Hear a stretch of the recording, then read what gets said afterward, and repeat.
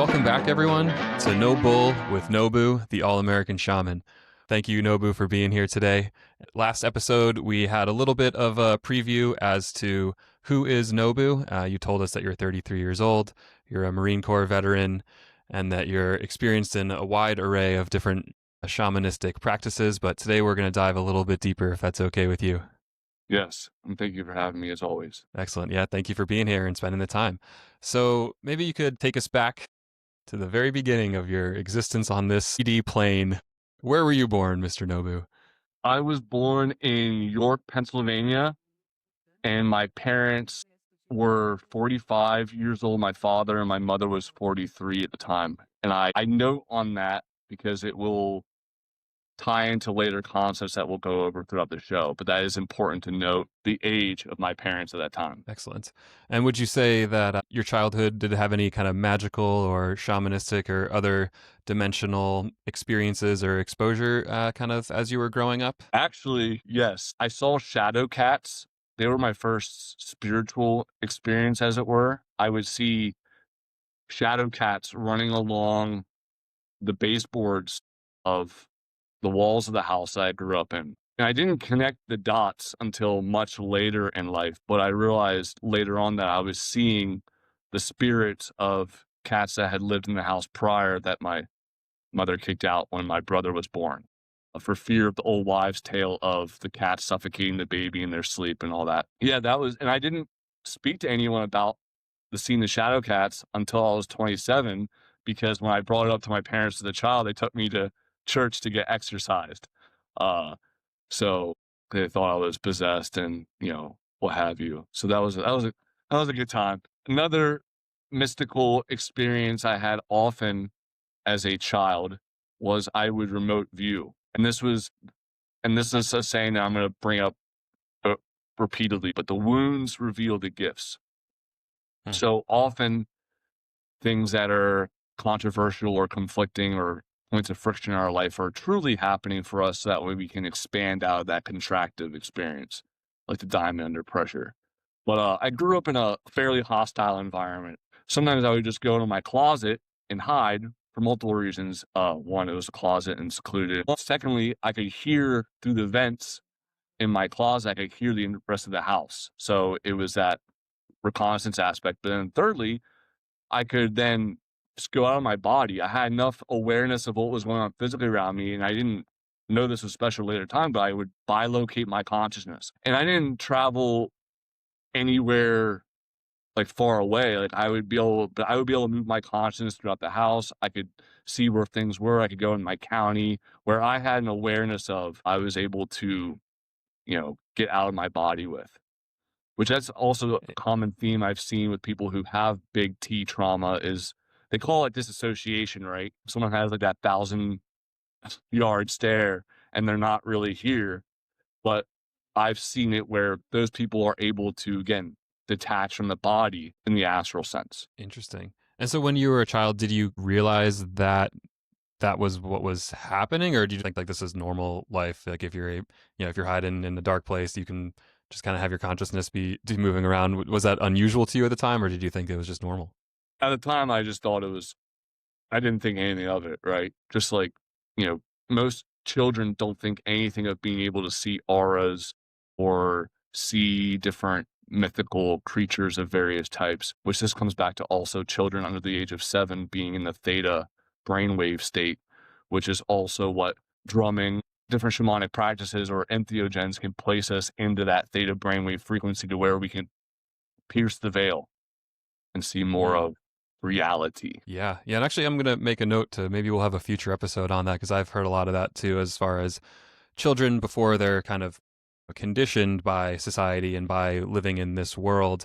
They have all these gifts and these abilities to perceive things that, as you grow into an adult, you kind of filter out, right?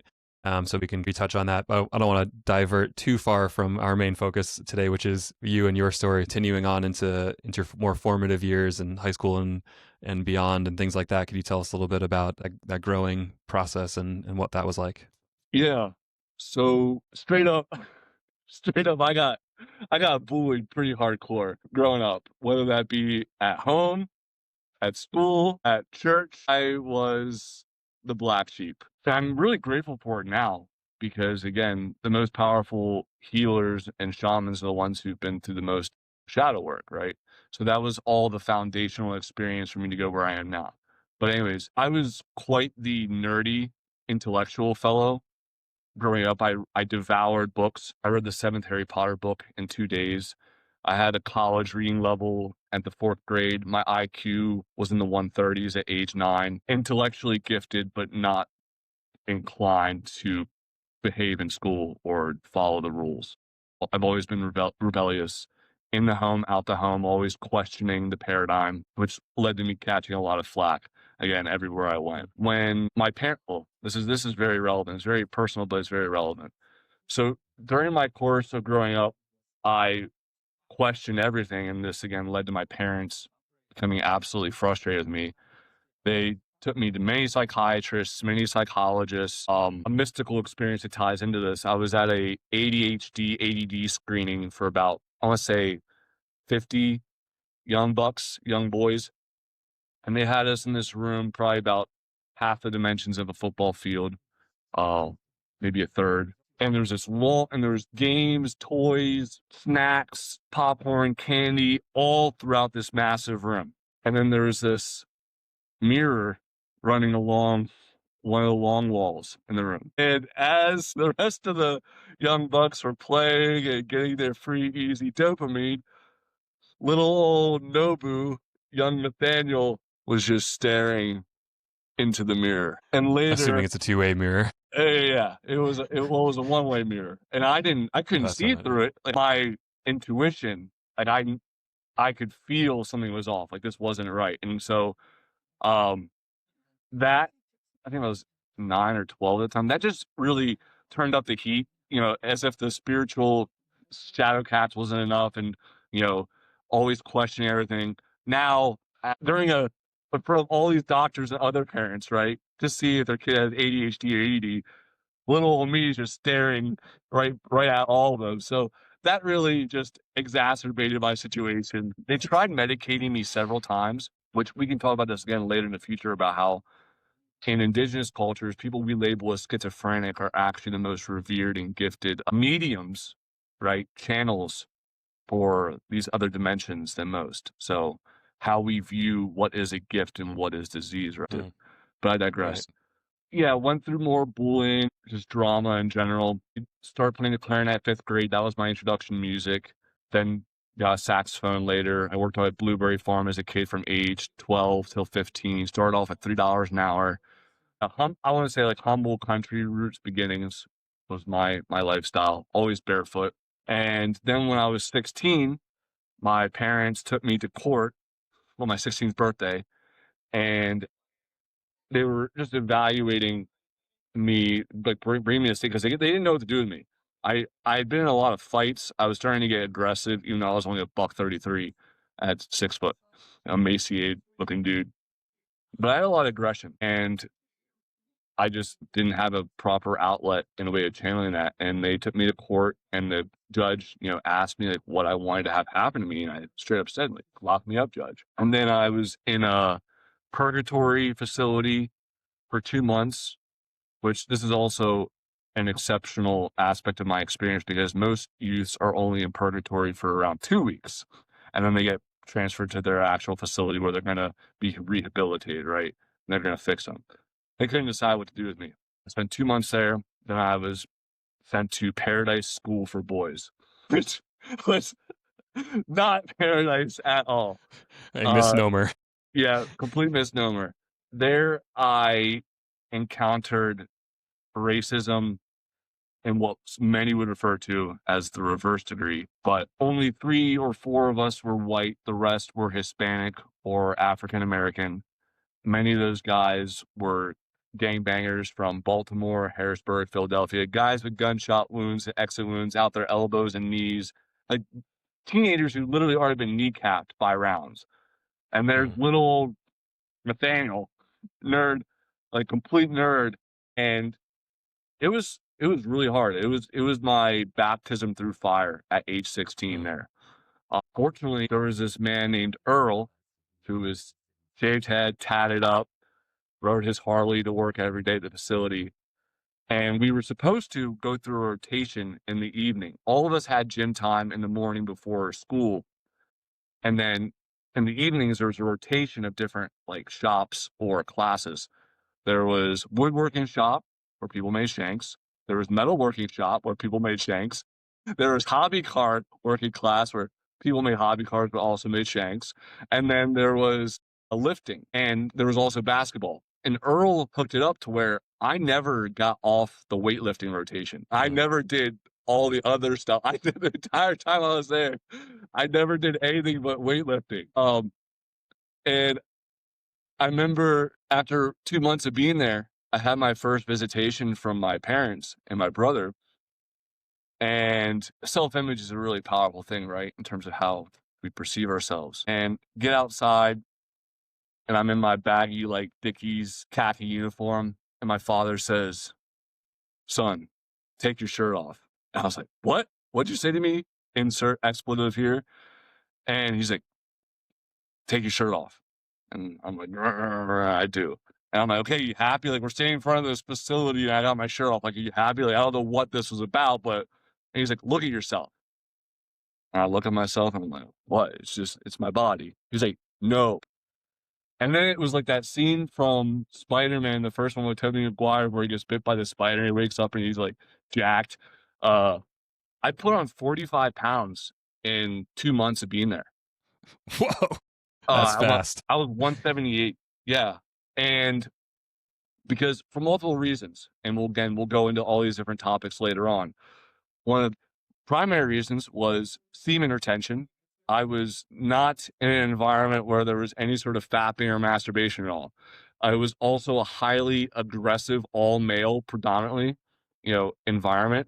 There's very few females. There's something to be said about the steel sharpens steel, iron sharpens iron aspect there of being in a testosterone-laden environment. And then also I got to lift weights and I got to eat as much as I wanted. Another phase in life as well where I blew up and put on weight was when I was overseas, where I was also practicing SR and I also had unlimited resources in terms of food.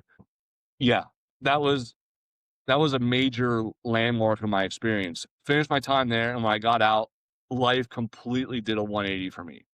Because Mm. prior to juvie, prior to that, again, like I told you, like I was getting, for lack of a better term, shit on everywhere I went. Like, at home, school, church. Again, like I know what it's like to be the victim. I know very well, and that's also part of the reason why I strive to be noble, is because I know what it's like very intimately from personal direct experience, what it's like to have someone with the power abuse you. I don't tolerate that. But I did go through a little bit of a Anakin Skywalker dark side phase when I got out because now I was the bad boy. I got back from juvie. I was muscular. All of a sudden, I was dealing with female attraction, and had my first like multiple girlfriends. Started getting in like not like fights, but definitely was very confrontational. Became like went from the nerd to the bad boy in school. Got Mm. my first friend. Uh, Shout out Josh, love you, brother. And yeah, it was a major shift there. But then moving on, unless you have anything to ask about that section, brother. I just kind of sum it up. It seems like a little bit of a go into the cocoon, come out a jacked butterfly. It seems like a pretty transformational stage from the larva to the full fledged adult. Yeah, yeah. School hard knocks. No better way. I kind of have heard in the past as well as the level of challenges and adversity that one faces as they grow up and going through childhood is kind of what creates the personal container and like the size and the strength of it. So it seems like kind of from an early age you were tested, challenged, and faced with adversity. Provided by for you, maybe not what you had preferred or may have chosen at the time as a child, but seems that it has served you well in your current role of being a shaman and having that ability to have a strong and a large container for helping others. 100%. Yeah. As Carl Jung would say, tree cannot grow its branches to heaven unless its roots go down to hell. So the shadow work and the adversity are always necessary. You nailed it, brother. So following high school, I think I graduated like bottom third of my class.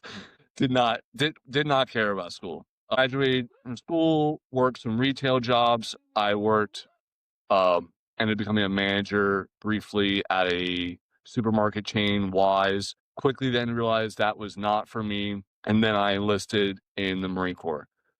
Most people go through the DEP program, which is delayed entry program, where they spend months meeting with a recruiter and doing PT and building up to their 3 mile run, their pull ups. But I was already almost all I did when I got out of juvie was calisthenics anyways. I still lifted weights, but I've always loved calisthenics. Very primal, very effective, always builds a very well-rounded physique, injury-free when you're operating within your body's natural limits.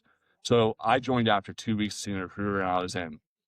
Attended Paris Island for boot camp, and I know from the civilian sector, a lot of people have this perception that like boot camp and the military is like really hard, but like I loved it. I loved it. I thrived in that environment. I want to say also that juvie really prepared me for that, because Paradise School for Boys was a very like in Paradise and in juvie, it was me versus everyone. Again, and also in my childhood too, like I've told you, was me versus everyone. So here was a context of where, yeah, it was still a bunch of savages, but it was primarily us as a platoon versus the drill instructors. They were our stressors. They were our nemesis, right? Because you can't even, you say this recruit, you don't even have a name. You don't even have I. There is no first person for 3 months during basic training and boot camp. It's this recruit, recruit Kaufman, platoon without I, not me, none of that. So the ego dissolution and the process of rebirth that happens through that is very interesting. I would love to some point in the future dissect to see how the military views its training from a magical or mystical standpoint, but I digress. I was meritorious promoted to PFC out of boot camp for leadership, or as my senior drill instructor said, Kaufman's an asshole, but being willing to tell people what they need to hear, not what they want to hear, right, is a good quality for a leader. Then I attended School of Infantry in North Carolina, and there out of Delta Company, class of 100, I received the award for leadership. I was 21 years old, and this was the first time in my life that my father told me he was proud of me. It was after I received that award. So that was a pretty big landmark for me. Then I attended basic security guard school in Virginia. I was top 5 in my class, so I got to choose where my duty station was next. I wanted to do presidential security and guard the president, but I couldn't because of my tattoos. So at the time, I was talking to who is now currently my ex-wife, but that's a whole nother longer story about synchronicity.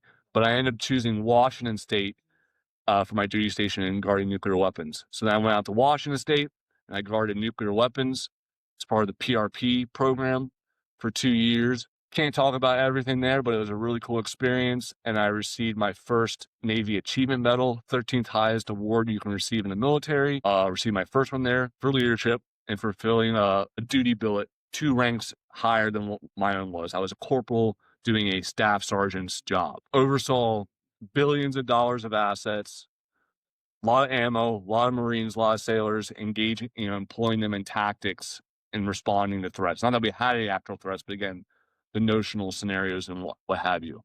After there, I then went to 29 Palms, California, and with Victory Unit 27 Infantry Unit, quickly became leadership positions there, ranging from team leader to squad leader to platoon sergeant, again, fulfilling ranks far higher than my own. And then we deployed to Jordan. When I was in Jordan, I trained foreign in infantry tactics, but by God, was it a mess when I got there. Their idea of rendering aid to a fallen comrade was mercy killing him. So yeah, it really was working from the bottom up with them. But after leaving there, I received my second Navy Achievement Medal for leadership again in fulfilling a duty 2 ranks higher than my own. Came back to the United States and then worked at the range. That's a whole nother long story. I know we're getting short on time already, brother. But yeah, that sums up the military experience.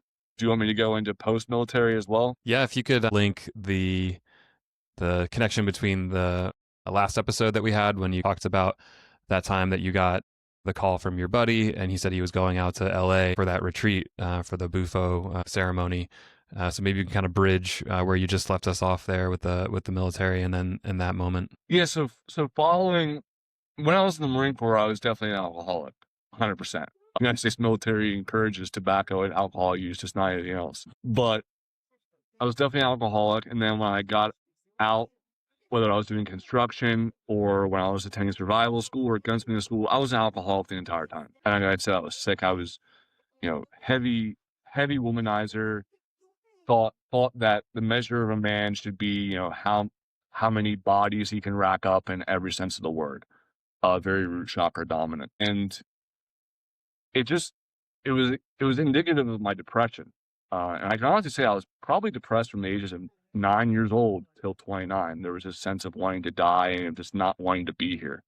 So I have a lot of compassion as well for people who don't want to be here because I know what that's like as well. I promise it does get better. You just have to push through. But yeah, just got deeper and darker in the hole and just didn't have a sense of purpose. And that's also why it's so critical that one find their purpose so that way they have that North Star and that direction to go towards. And I didn't plan after my experience with Bufo to become a shaman. That wasn't my plan. I didn't plan for any of this consciously.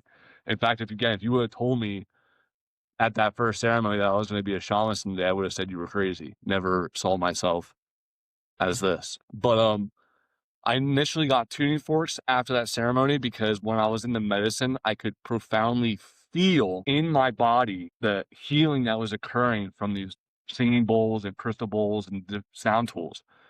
And I didn't get those because I've always been nomadic and I want something portable. So I got tuning forks. And then my intention was just to heal myself. I never had the intention of healing other people, but I was using crystals, using tuning forks, researching the Kundalini, listening to the Gateway tapes, and just over time, then got gifted a ceremony so with ayahuasca, and then, got gifted a ceremony so with Bufo in Texas, and then got served combo for the first time by Charlie and Adam. And, in my experiences with all these other different practices and shamans and medicine workers and healers, I, you know, took from them, what I liked and what I wanted to apply and create my own way, again, which is very eclectic. Yeah, here we are. Yeah, yeah, and I'm sure we'll dive into those different modalities and different tools as we continue. But wanted to bring this one to a close by having you explain where you got the name Nobu from and what that means to you and to the universe. Yeah, thank you, brother. So I was given the name Nobu by a tree during my time at the Wilderness Awareness School during an event called Scout Camp, which I can't talk about. We agreed not to talk about what transpires there, but there's a lot of stealth. I'll just say this: there's a lot of stealth involved during this, like one of these final events called Scout Camp. And by all means, I should have been crushing the event, but given my history of skills.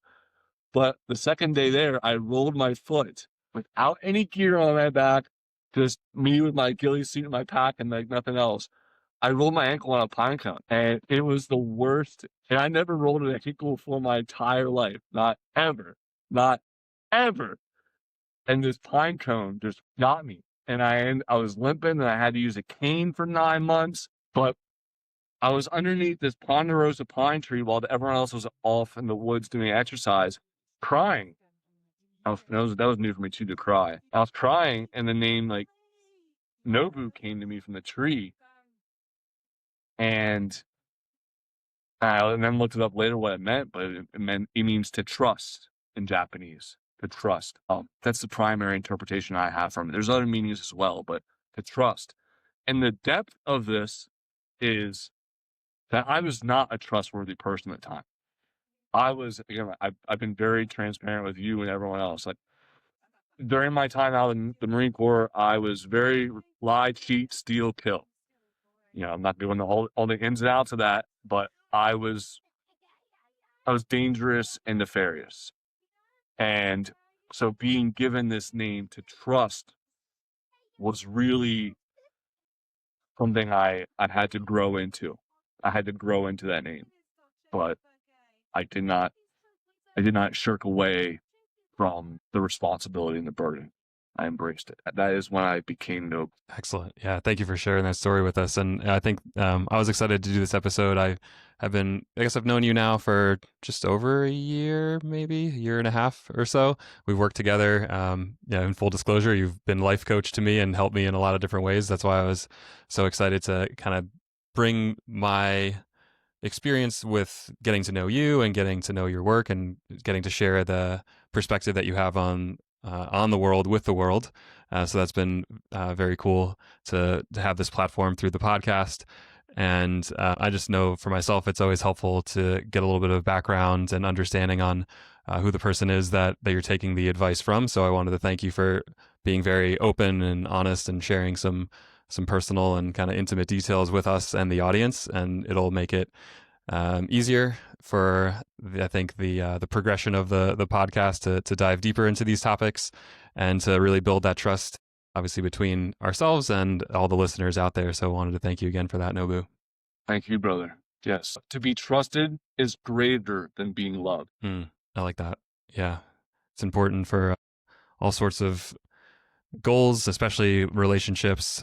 Trust is really the cornerstone there. So wanted to give you any last comments you wanted to leave the audience with before we close out this episode. No, and thank you all for those listening and watching. I'm excited about this, and thank you, JT, for having the idea in the first place. Excellent. Thanks everyone for listening. We'll see you on the next episode.